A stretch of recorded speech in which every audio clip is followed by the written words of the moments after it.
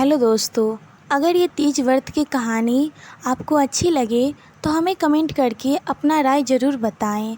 भगवान शिव ने देवी पार्वती को उनके पिछले जन्मों की याद दिलाने के लिए तीज की कहानी सुनाई। एक बार की बात है, माता पार्वती को अपने पिछले जन्म का स्मरण नहीं हो रहा था।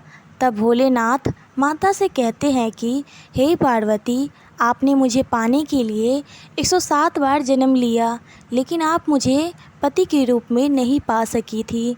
लेकिन 108वें जन्म में आप पर्वत राजा हिमालय के घर में पैदा हुई और मुझे वर के रूप में पाने के लिए घोर तपस्या की।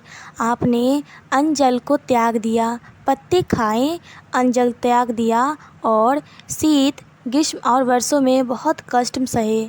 आप अपनी बात पर अड़ित रहीं। आपके कष्टों को देखकर आपके पिता को बहुत दुख हुआ। तब नारद मुनि आपके घर आए और कहा कि भगवान विष्णु ने मुझे भेजा है। भगवान आपकी बेटी से बहुत खुश हैं और उन्होंने शादी का प्रस्ताव भेजा है। पर्वतराज खुशी खुशी आपका विवाह विष्णु से करने के लिए तैयार हो गए। नारद जी ने विष्णु को यह शुभ समाचार सुनाया, लेकिन जब आपको इसका पता चला तो आप बहुत दुखी हुई। आपने मुझे पहले ही अपने पति के रूप में स्वीकार कर लिया था। आपने अपने मन की बात अपनी सखी को बता दी। आपकी सखी ने आपको एक घने जंगल में छिपा दिया, जहां आपके पिता नहीं जा सकते थे। वहां आप तपस्या करने लगी। आपके गायब होने से पिता चिंतित होकर सोचने लगे कि क्या होगा अगर विष्णु जी इसी बीच बारात लेकर आएं।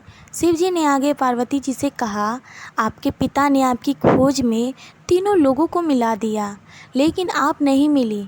गुफा में रेत से शिवलिंग बनाकर आप मेरी पूजा में लीन हो गई। मैं आपकी भक्ति से प्रसन्न हुआ। मैंने आपकी इच्छा पूरी करने का वादा किया। आपके पिता आपको खोजते हुए गुफा में पहुँचे। आपने बताया कि शिव को पति के रूप में प्राप्त करने के लिए अधिकांश जीवन तपस्या में व्यतीत हुआ है। आज तपस्या सफल हुई। शिवजी ने मेरे पति के रूप में वर्ण कर लिया। मैं एक शर्त पर आपके साथ घर आऊँगी, जब आप मेरा विवाह शिवजी से करने के लिए राजी हो जाओगी। पर्वतराज हमारा विवाह कराने के लिए राजी हो गए।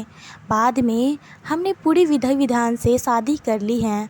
हे पार्वती, आपने जो कठोर व्रत रखा था उसके कारण हम विवाह कर सके। जो भी स्त्री इस व्रत को पूरे मन से करती है उसे मैं मनोवांछित फल देता हूँ।